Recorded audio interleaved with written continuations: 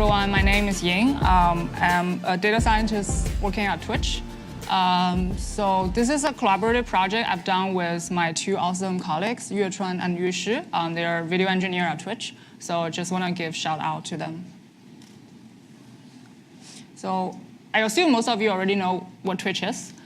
For those who don't panic. I'm going to play a short intro video of what Twitch is.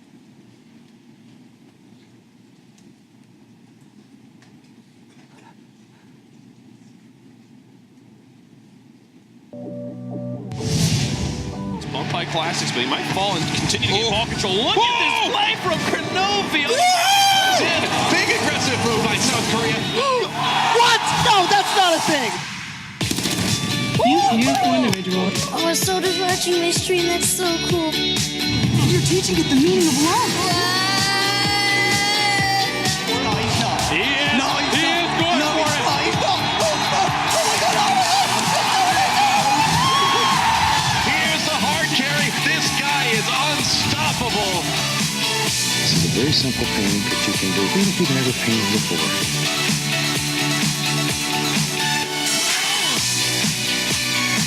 Let's get more fun. Say hi. Oh, dude, that's it, baby. What a way to end. Wow, what a game. OK, cool.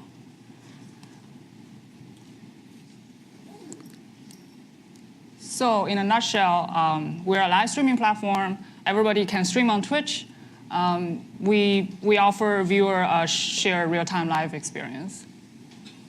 So we actually provide different pieces of content. We are traditionally famous for doing game content. We also do a lot of other different type of content like IRL in real live streaming. We also offering, other than live, we also offer video on demand. So viewer can go to the channel to check previous video if they missed their live streaming. This is some old number. Back in 2017, we publicly released. We have more than 2 million unique broadcaster, more than 15 million daily active user, and 355 billion total minutes watched on our site. Obviously, we're now at Q3 2018, so this number needs to be updated. So for this year's E3, we just broke a new record of concurrent viewer, almost 3 million. According to Alexa rank, last time I checked, which is a few weeks ago when I was making the slides, we are at rank at 32 in terms of the traffic, and we're still rapidly growing. So I want to switch gear a little bit and talk about a example of a very powerful video feature called adaptive bitrate streaming, ABR. So we had this auto quality enabled on Chromecast back in 2015. People loved it, but we don't. Back then we didn't have that feature enabled on web yet. So it is absolutely a feature. It is absolutely necessary for a feature to be provided on web. People are asking for it. People post it on Reddit. It is definitely non-trivial to do ABR since at Twitch we're doing live streaming. We care about real-time experience, so we care about low handwave latency. And in this case, we have to do a much smaller buffer size, which makes it more sensitive to network variation. So we want to release this feature. We started off by doing an A/B test. So we randomly select 20% of the viewer on web, and we give them the auto quality, which is with the ABR mode on. The other 80% was in control, which they only had this manual quality setting. So left is viewer in the control group, and right is viewer on the treatment group. As you can see, so the different color here actually corresponds to a pretty old transcoder stack we were using back then. So like the chunk ABS or chunk ABR represent the highest rendition that you can view on web, which is the source bitrate, and followed by high ABR medium ABR, low ABR, and mobile, which is the lowest rendition you can get on web. So as you can see, it is a pretty successful A/B test. Our ABR algorithm can match viewer to their correct viewing quality. So if you look at the figure on the right, for some reason I don't see my slides here, so I have to switch to the bigger screen. So if you look at the right figure,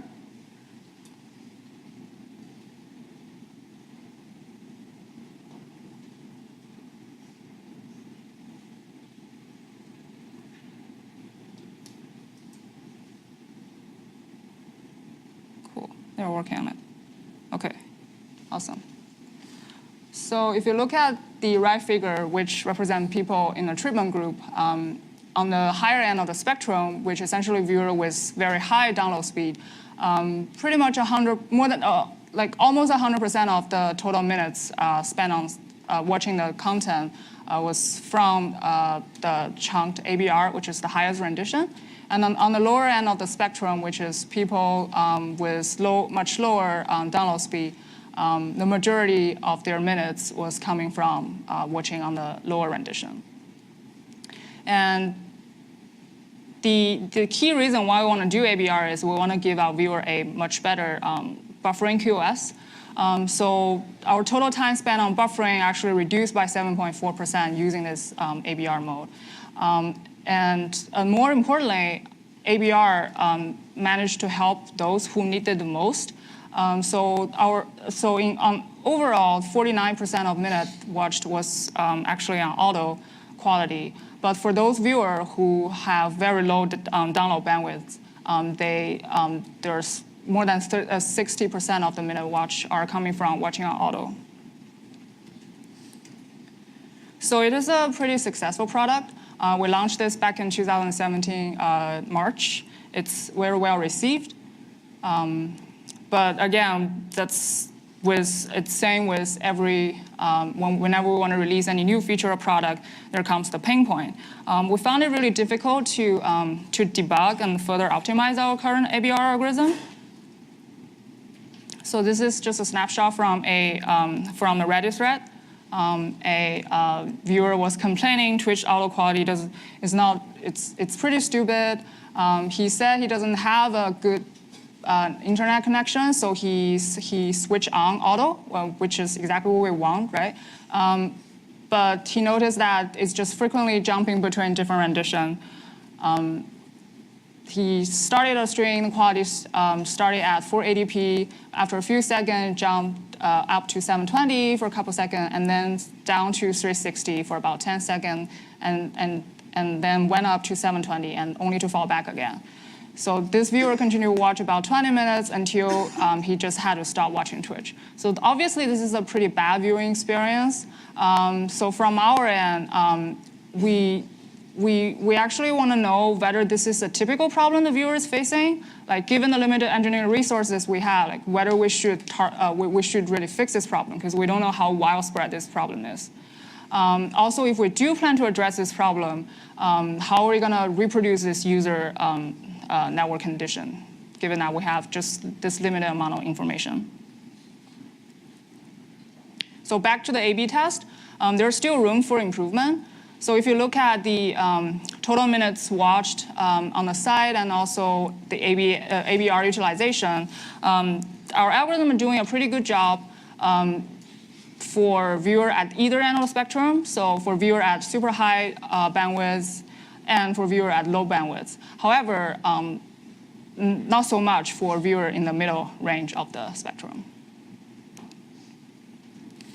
So we want to overcome the meta ignorance. To translate that into English, this just means that we want to know what we don't know. So in this case, what we don't know is individual viewers' intrinsic network condition.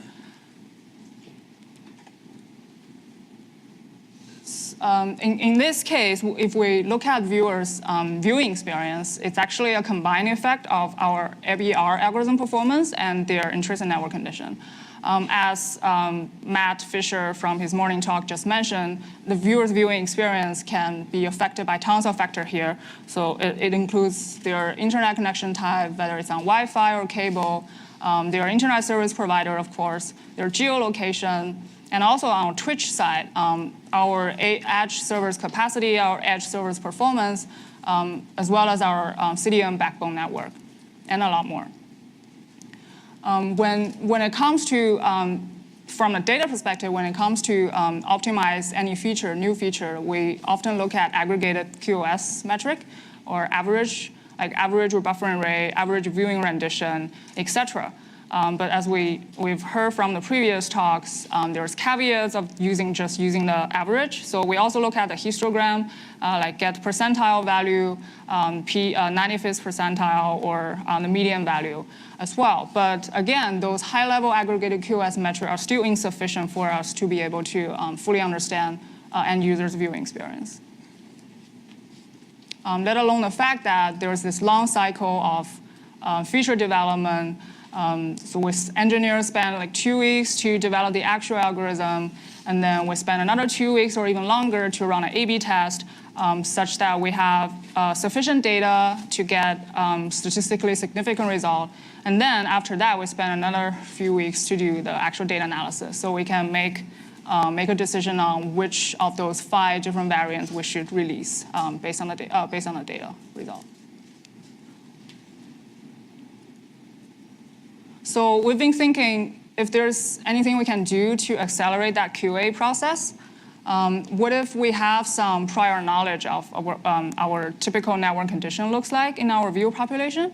And what if we can identify groups of playback behavior that are representative of our viewer experience? And certainly these two are not equivalent because of those things in the middle that's going to bring a lot of other external factor. But we want to be able to control as many external factors as possible, including the platform, the viewers watching, the geolocation, and sometimes the browser and the player, such that we can use the playback behavior on the client side to use as a proxy for us to understand their network condition.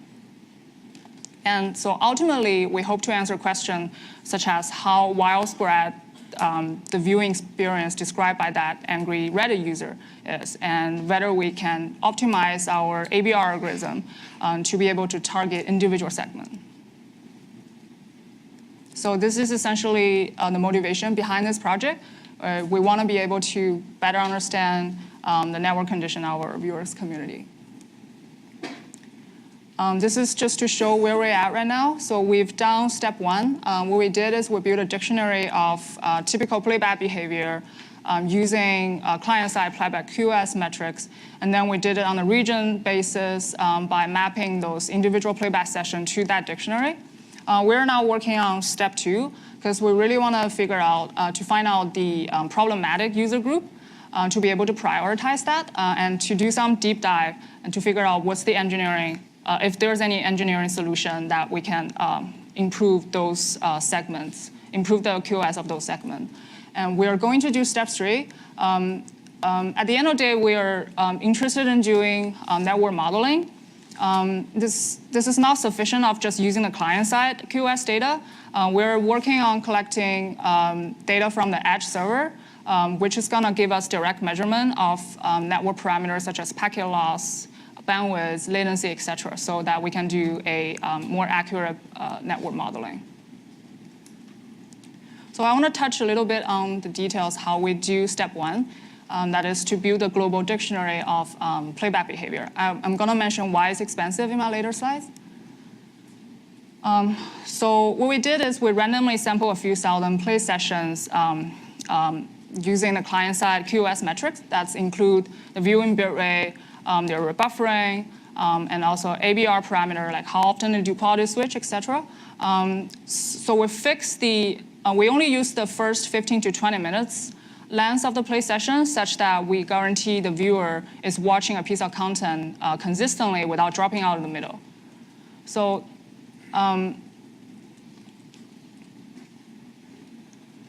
So at Twitch, we send a heartbeat event called minute watch. So the viewing bitrate is going to be logged into that heartbeat event. But as you can imagine, in order to do network modeling, 1 minute is just too bad of a resolution. So in order to cope with that, we artificially do like a 10 seconds interval sampling to construct a time series in which that we, for each 10-second window, we look at whether there is a rebuffering event. If there is, we set the current bitrate down to 0. And then we also look at, for the current 10-second window, whether there is a ABR quality switch. If there is, we then adjust the current bitrate, which is from the heartbeat minute watch event, to the value logged from that ABR event, so that we can update the rendition. So we construct this time series. And the y-axis is, so for simplicity, we just bucket the viewing bitrate into different bins. So the high value essentially represent viewers that are watching on source bitrate, so super high resolution, 1080p or even higher. And then the lowest value represent the lowest rendition, like 160p on web, for our case. So next, we wanted to group those playback behavior that have very similar temporal pattern into the same group. In order to do that, we just perform a well-known unsupervised machine learning model called hierarchical clustering. So the underlying idea behind hierarchical clustering is pretty straightforward. So this is on the right side. This is just a figure showing a 2D feature map for each given sample, which is the point in the figure. It has a feature vector associated to it. And each time for any target, for any given sample, we try to look for the sample that has the shortest distance to it, and then we merge the two. So we repeat the process, we iterate until we converge. By converge, usually that means that we don't really gain much in terms of reducing the cost by adding number of clusters. So in this case, we don't really gain that much by going from 5 cluster to 6, 7, or even higher. So we can apply the same schema to our case, but remember here, each sample actually represents a individual time series of QoS metrics. So the key to do clustering is you have to have some sort of distance measurement so that you can group playback session or time series that are similar together. So how do we do this distance measurement? So here we're just using a well-established method called dynamic time warping. What this method does is essentially it's going to give us the optimal warping path that's going to align those two given time series best in time. So imagine that I have a pair of time series which are exactly the same. They have the same pattern. However, they are shifted in time. But those are essentially the same time series. So using this method, it's just going to return distance equals 0 for those time series. So as you can imagine, if we have n number of time series in our sample, this is very time consuming. The complexity is actually going to be n squared. So ultimately, we want to do this on a global scale. We want to get a global dictionary of those clusters. So instead of sampling a play session all over the place, we first did that clustering process on an individual country basis. And then we use the output of the step 2. So essentially, we're using the centroid returned by the clustering result for individual country, and then we cluster those centroid together to get our global dictionary. So we ended up identify 13 number of representative playback behavior that's going to reflect different type of network condition. This is just showing the top 4 most popular playback behavior from the result. It's intuitive, I think, to most of you. So the top, they essentially just represent playback behavior that don't have much rebuffering. For the first group, if you look at the y-axis, they managed to watch the stream at the super high rendition, 1080p or even higher. And for the second group, not so much, but still 720p with occasional quality switch.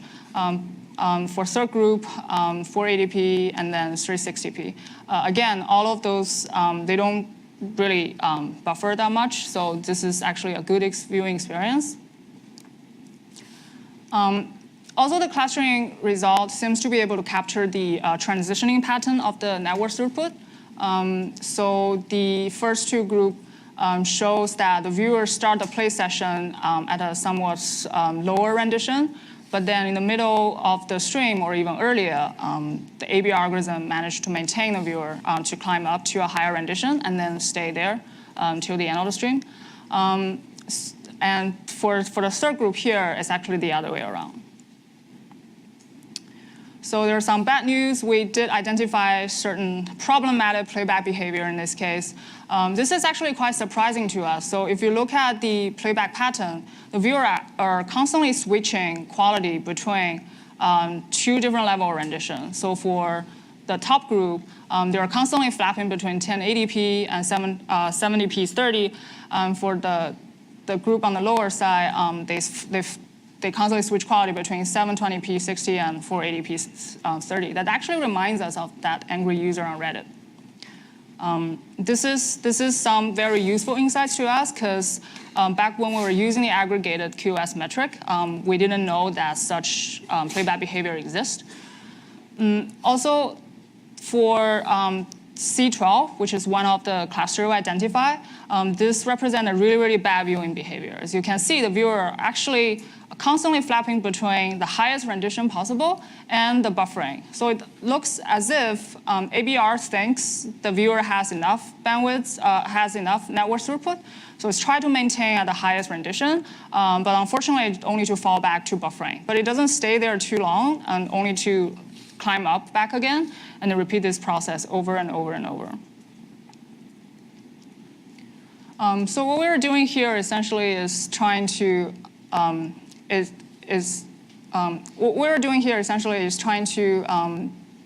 look at the viewer's QoS metric from a different perspective, which is going to give us more granular information compared to just using aggregate QoS metrics. Ultimately, given any playback session in a given country or region, we want to be able to map that to the identified playback cluster that I just described to you. We want to be able to map those individual play sessions to the cluster such that we can get a pie chart like this for any individual region. We can see the distribution of what the cluster looks like, and we can compare across country. So this is an example showing results of the mapping result from three typical regions that we care about. So US is traditionally known as a country with very good QoS. Mexico, really bad QoS in our case. And Taiwan's region was okay. It's okay, it's good, but it's not great. As you can see, the distribution of those cluster actually varies across countries, so you can compare them systematically. But the majority, like the bulk part of this pie chart, which is the blue area, represent the first cluster, which is the most popular one. That's essentially a viewer who managed to watch at the source bit rate, which is the higher rendition, and they never really rebuffer. I also want to highlight again here the C12 group, if you still remember from my previous slides. Although they only take up a very, very tiny viewership, they actually account for more than 10% of total buffering time. So this is very alerting to us, because this is obviously one of a typical network condition we identify based on our viewers' QoS data. So we went ahead and did some deep dive on those on C12. So if we look at their average download speed, it's actually pretty good. It's more than 20 megabits per second. So with that download speed, normally you would expect to have a very short time to first byte or round trip time. But however, we found their the time to first byte data was actually abnormally long, almost 2 seconds. So this could indicate there is some very rapid network disconnection when the viewer was watching the stream. But we don't fully know the details yet. So to summarize, Twitch is a live streaming platform ABR is a very important playback feature that's going to help to improve our QoS. The A/B test cycle is very long, and just by using the aggregated QoS metric alone, it's not going to help us much when it comes to optimizing our viewers' viewing experience. So in this Magic Mirror project, we wanted to be able to better understand their playback behavior and their network condition by looking at the data from a different angle, performing the clustering approach, which I just described. So for future work, we're working on collecting more data from the server, which is going to give us direct measurement of network parameters such as packet loss, bandwidth, etc. So we can correlate that data to our client-side QoS metric, and we can do some network modeling. Yeah, that's about it. Thanks.